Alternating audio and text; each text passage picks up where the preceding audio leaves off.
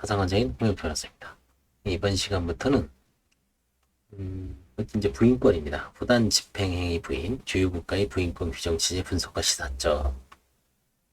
윤덕주 변호사님, 서울예생공원 파상관장인, 저하고 꽤 오래 했습니다만, 이제 뭐 논문 쓰시는 분인데, 이제 이게 뭐 어디 기구가 된 걸 겁니다. 읽어보라고 이제 한번 읽어볼 시간이 없었는데 한번 보겠습니다. 이제 목차를 보면 문제의 제기 및 접근 방법, 문제의 제기, 접근 방법. 2절이 이제 유나이티드 스테이츠, 미국이죠. 미국 코드 타이틀 뱅크럽시 중 부인권에 관한 규정 분석, 부인권에 관한 시각, 중심 개념으로서의 양도, 트랜스퍼. 그 다음에 3번 섹션 547 프레퍼런스, 일반 요건, 집행행위에 대한 해석론, 미국 편파행위 규정의 시사점, 섹션 548 프로덜런트, 사기적 양도적 and obligation, 의무 위반, 일반 요건, 집행행위 쟁점, 소결론, 미국의 집행행위 부인론의 시사점. 그 다음에 이제 독일로 넘어갑니다. 독일의 집행행위 부인론, 검토의 필요성, 집행행위 부인 규정의 체계적 지위와 성격, 다음에 강제집행 배제의 관계, 독일의 부인권 규정의 체계, 141조의 체계적 지위, 141조 전단의 의미, 후단의 의미, 소결론. 이제 우리나라 거죠. 부인권의 규정 체계와 판례 이론에 대한 비판적 검토, 채무자생법의 부인권 관련 규정 체계, 일본의 부인권 규정 체계, 우리나라가 일본 걸 따왔으니까 일본도 중요합니다. 판례 이론의 개요, 원칙, 채무자의 행위, 집행행위, 채무자의 행위, 요건 배제, 백조의 각 요건 요구, 고의 부인 사안, 위기 부인 사안, 사적 집행으로의 적용 범위 확장, 편파 행위를 고의 부인으로 비율, 집행행위 부인 규정의 성격 및 전단과 후단의 구별, 집행행위 부인 규정의 성질론, 후단의 예외성, 전단과 후단의 준별 필요성, 후단 집행행위 부인의 법리의 구성, 후단의 예외성을 강조하는 구성. 그 다음에 5. 후단 집행행위 부인의 법리 구성, 판례 이론과 이론의 보완과 집행행위 부인 규정의 적용 최소화, 문제의식, 사례 분석, 신화철강 주식회사 사건, 주식회사 성창 F&D 사건, 집행행위 부인 규정이 적용 최소화를 위한 제한, 지급정지 개념의 엄격한 적용, 집행행위에서 사적 집행 폐쇄, 고의 부인에서 편파행위를 해방시킬 필요가 있다. 여론, 결혼. 이제 여러 가지가 있습니다. 한번 도움이 될지 한번 읽어보겠습니다. 스킵하면서. 문제의 제기 및 접근 방법. 문제의 제기. 채무자회생 및 파산에 관한 법률. 채무자회생법이라고 합시다. 104조. 이건 이제 회생에 관한 부인권이죠. 395조. 이거는 이제 파산의 부인권 규정입니다.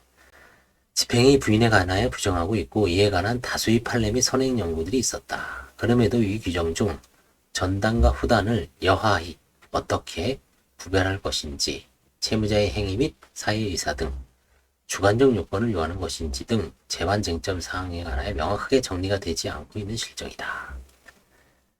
달리 생각하는 분들도 있을 것이나 발표자는 윤 변호사님은 특히 후단 집행행위 부인 규정에 관하여 명확성 원칙에 위배된다는 취지 헌법 소원이 제기된 것이 우연이 아니라고 생각한다고 합니다. 그만큼 현장에서 적용이 어려움을 겪고 있는 조문이며 다수의 판례들도 전단과 후단을 명확히 구별하여 설시하지 아니하거나 통모 또는 동일시와 같은 추상적인 관념을 통하여 이러한 어려움에 일조하였다고 생각한다.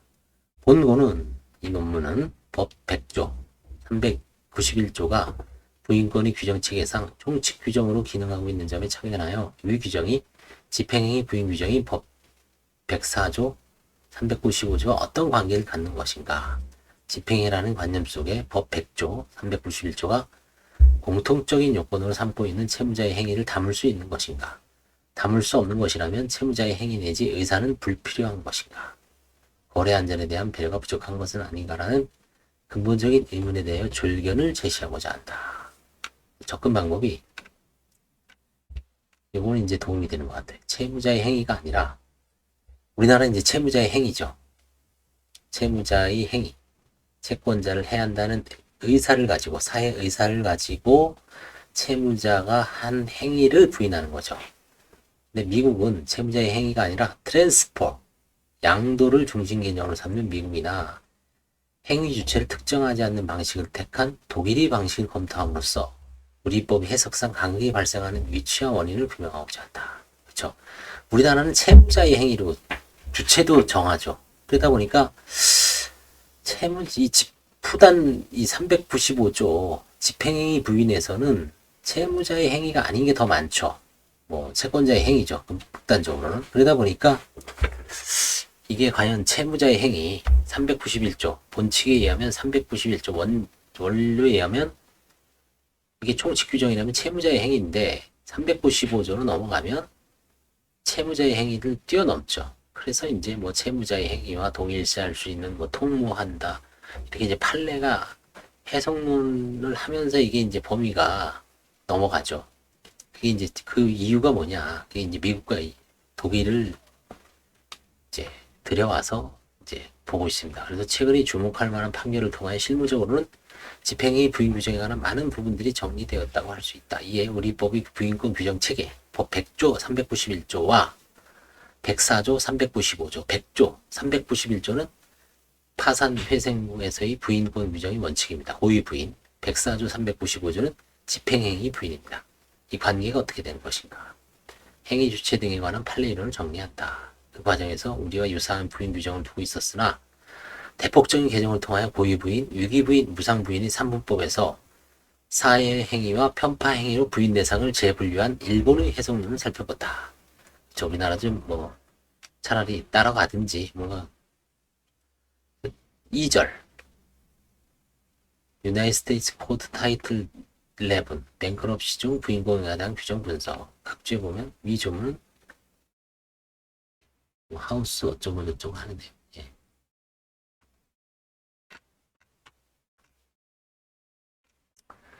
부인권에 관한 시각 부인권에 관한 시각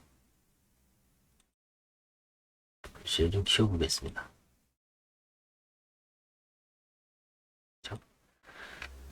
부인권에 관한 시각 5차 수정헌법은 정당한 보상 없이 채권자의 재산권을 박탈할 수 없다는 점을 선언하였고 이러한 정신에 입각하여 도산 절차에서는 채권자에게 적정한 보호 adequate 아닌가요? adequate protection을 부여해야 한다. 적정한 보호의 정신은 도산법이 곳곳에 규정되어 있고 담보권자에 대한 적정한 보호는 계약상의 권리가 아니라 재산법상의 권리인 점. 7장이 청산 절차에 한 배당액보다 많은 금액을 채권자들에게 배분해야 한다는 청산가치 보장의 원칙. 우리나라도 개인 회생에서 중요한 게 청산가치 보장의 원칙이죠. Best Interest of Creditors Test. 청산가치 보장의 원칙이 영어의식 표현이네요. 우리나라도 최저 변제액 제공 원칙이죠. Best Effect Test. 이게 도출된다. 연방과 주 차원에서 동일한 결과가 요구되는 특수한 상황. 포럼 쇼핑 방지, 도산이라는 우연적 사정에 의한 부당이득 방지 등이 아닌 한 채무자에 대한 채권자의 재산상 권리는 주의 법령에 요구되어 있다. 채무자의 재산에 대한 채권자들이 경쟁적 집행은 비도산법상의 법리상 당연히 가능할 것이나 도산 절차가 개시된 경우 채권자들에 대한 평등한 가치 배분의 원칙이 이를 대체한다. 채권자들이 권리를 최대한 보호하면서 연방법상의 목적을 추구하는 위 정신에 이거 구술하는 바와 같이 부인권의 규정 체계는 그 범위가 매우 포괄적이면서도 다양한 예외 조항과 법원의 한정적 해석을 통해 채권자들이 비도산법상의 권리와 평등한 가치 배분의 원칙을 조화시키고 있다고 평가할 수 있겠다. 미국은 이제 중심 개념에서 양도, 트랜스는 이제 이렇게 넘어가는 걸 말하죠. 연방도산법상의 부인권은 먼저 양도의 개념 정의에서 출발한다. 섹션 101-54에 의하면 The term transfer means 단어 transfer는 의미한다. The creation of a lien 담보의 창설 The retention of title as a security interest 영어는 모르죠. 양도의 비개념에 비자발적 처분을 포함시키고 있다고 합니다. 양도의 개념에는 인벌런터리죠. 벌런터리가 이제 저거죠. 자발적인. 벌런터리 or 인벌런터리. 인 들어가면 이제 부정어죠. 비자발적인. 그죠?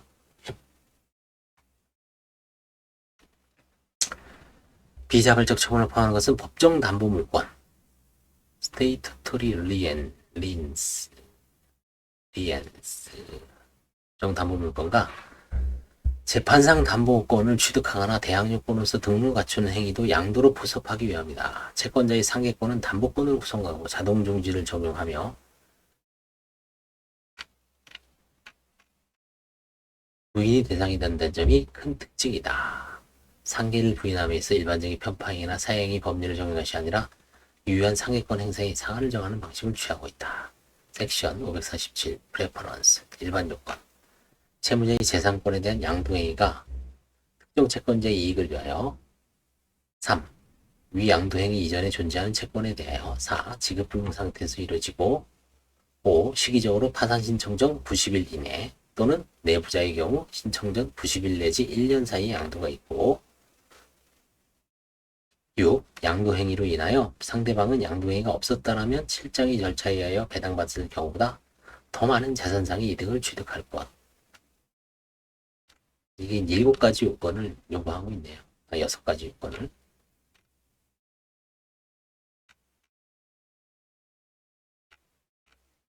신청 전 90일 내에 이뤄진 양도행위의 경우 채무자의 무자력은 추정된다.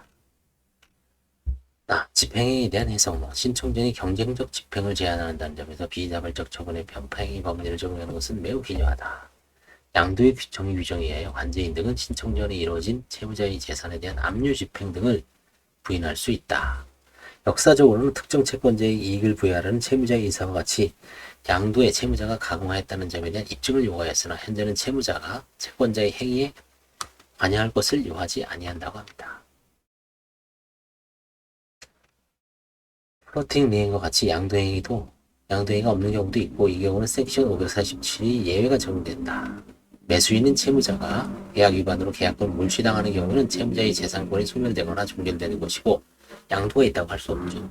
부사라는 바와 같이 사행위 부인 규정을 적용함에 있어 경매 절차의 매수가액에 대한 대가의 적정성을 의지하는 것이 판례인 바 편파행위 경우에도 동일하게 볼 수 있을 것인지 명확하지 않다.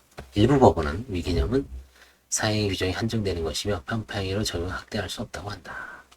섹션 545조에 부인되지 않는 법정 담보 물권에 대하여 재차 부인권을 행사할 수는 없지만 이미 확정된 금액을 변제하는 행위에 포함되는 것인지 의문이 있다. 포함되지 않을 경우 텍스 리에는 파산 절차의 배당 순위가 3순위가 되므로 파산 절차에 의한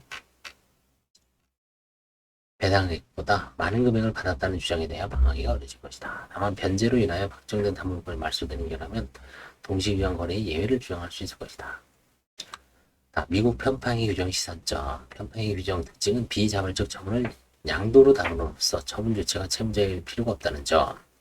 채무자의 의사를 요건으로 하지 않는 결과 행위 편파성 여부를 판단함에 있어 채무자의 편파 의사 여부를 고려할 필요가 없다는 점이다. 그 결과 편파행위 해당 여부는 요건에 대한 객관적 판단의 문제로 귀결되며 집행행위도 편파행위로 구성함에 있어 아무런 문제가 없다.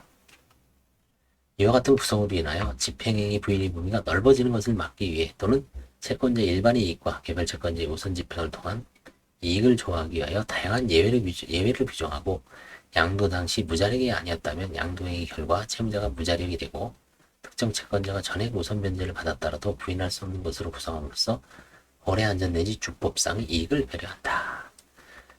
우리 사행위 내지 부인소송 실무에서는 유일한 재산을 처분한다거나 양도의 결과 무자력이 되는 사안이 많다. 전술한 미국 해석론과 같이 유일한 재산 처분 행위를 편파행위 대상에서 제외하는 입장에는 찬성하기 어려우나 이는 사행위와 달리 편파행위를 규율하는 주법이 없다는 점에서 주법에 의한 채권자의 권리보다 더 큰 권리를 연방법이 관제인 등에게 부여함에 있어 그 적용 범위를 제한하고자 하는 입법 정책이 산물이 아닐까 생각된다. 다만 법령의 규정과 해석에 있어 부인 대상 행위를 넓게 정하여 간극을 줄이고 다양한 예외 규정을 명확히 둠으로써 법적 안정성을 제고한다는 태도는 참고할 만하다.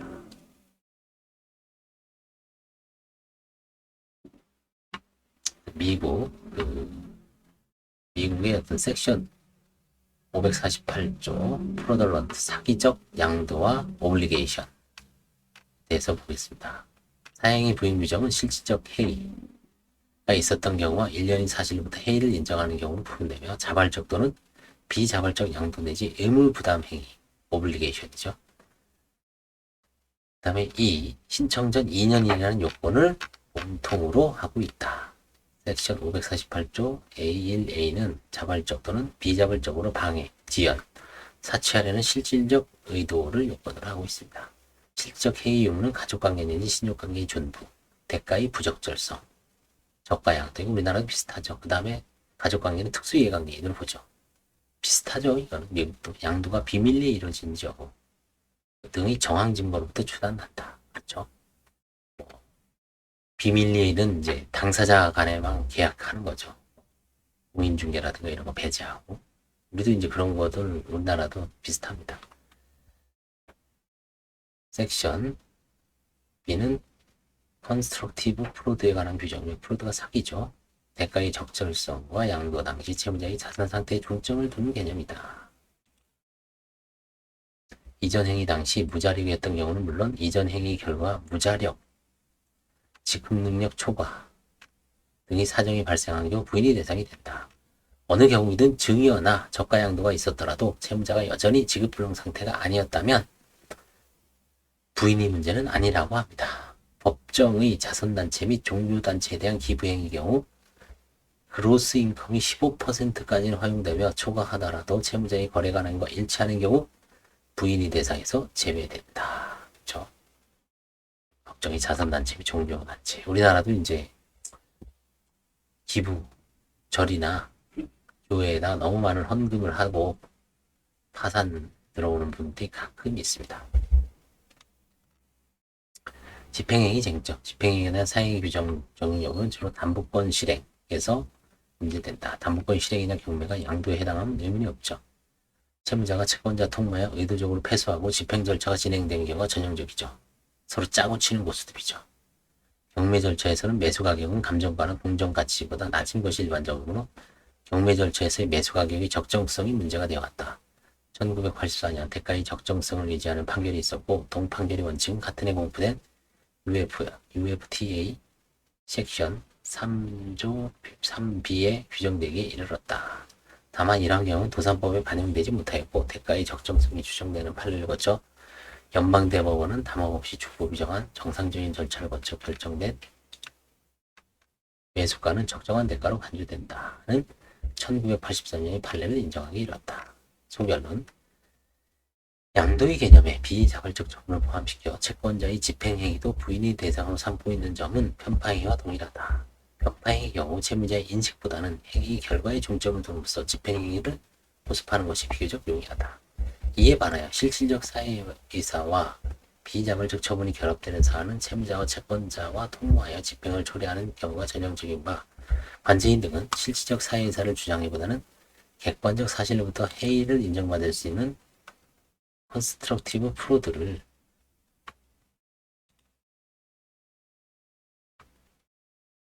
관제인의 실질적 사회를 주장하기보다는 객관적 사실로부터 해이를 인정받을 수 있는 컨스트럭티브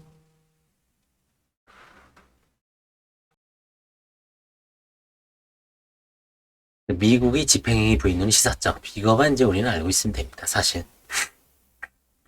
결론이죠. 집행행위 부인은 부인 규정이 체계 내지 법조계 속에서 접근해야 한다. 집행 절차나 담보제도 등 근간이 되는 제도가 우리가 많은 부분에서 상이하지만 참조할 만한 사항들이 분명히 존재한다. 첫째, 양도의 개념 정의는 향후 입법 방향에 있어 하나의 지침이 될 수 있다. 그렇죠? 비자발적 양도도 포함하고 있다는 거. 두 번째, 주법상의 규정들을 가급적 존중하고자 하는 태도는 도산 절차 개시 전에 생성된 법률 관계를 여하히 다룰 것에 관한 중요한 기준이 됐다. 버트너 판결의 결론은 주법과 연방법이 범위 확정에 관한 사항이 주된 쟁점이지만 도산 절차 진행 전에 생성된 법률 관계를 가급적 존중하고자 하는 시각의 근거를 제공하는 것도 사실이다. 이 버트너 원칙이라고 있습니다. 이것도 제가 옛날 김광기 변호사님의 미국 파산법, 미국 도산법 개론 거기에 보면 나와 있습니다. 버트너 원칙은 딴 게 아니라 도산법만의 어떤 특수한 원칙이 없다는 거죠. 일반 민법, 일반 사법의 그 형성된 질서는 그대로 도산법에도 존중해야 된다는 거죠. 대표적인 게 예를 들어서 무슨 뭐 가족법상의 재산분할이나 이혼 재산분할이나 그 다음에 뭐 계약법이라든가 담보법, 이게 뭔가 도산법에서 원칙적으로 수정이 되지 않는다는 얘기죠. 어떠나 판결이 결론은 주법과 연방법의 범위약정에 관한 상이 주된 쟁점이지만, 그쵸? 도산 절차 진행 전에 생성된 법률 관계를 가급적 존중하고자 하는 시각의 근거를 제공하는 것도 사실이다. 도산된다 그래서 갑자기 뭐 도산법의 모든 원리, 민법이라든가 사법의 원리가 수정된다는 건 아닙니다. 가급적 기존 질서가 존중된다. 셋째, 전술한 바와 같이 후단 집행행위 부인에서 가장 어려운 부분이 편파행위에 관한 부분이다. 편파행위에 관한 미국 시각화 규정은 일본인 편파행위 규정과 함께 편파행위에 관한 정확한 인식이 덜 제공하고 있다고 생각한다. 버튼 원칙이 각주에 있지 않나? 잠깐만요.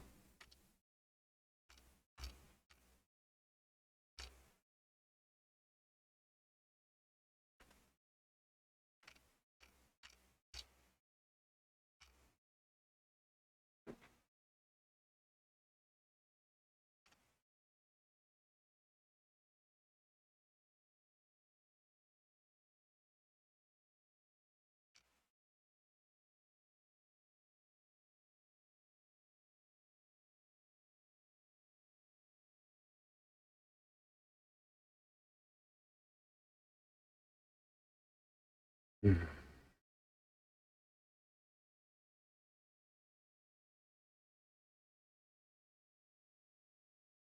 미국의 어떤 집행행위, 해외 성분에 대해서 쭉 봤고요. 다음에는 이제 독일, 그렇죠? 독일 집행행위 부인론이 이제 있죠. 이거 다음 시간에 공부하도록 하겠습니다. 감사합니다.